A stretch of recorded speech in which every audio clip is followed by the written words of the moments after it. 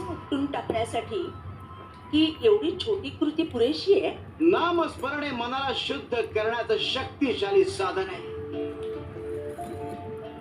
आणि एकदा का मन शुद्ध झालं की वाईट सवयी आपोआप बदलतात.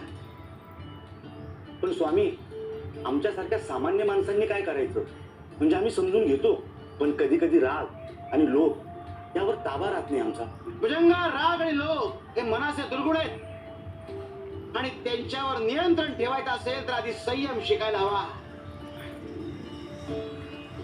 आणि या करता नामस्मरण हाच एक मार्ग आहे.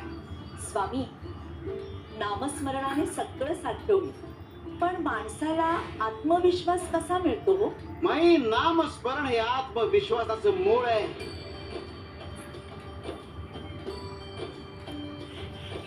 नामस्मरण केलं की मनात भीती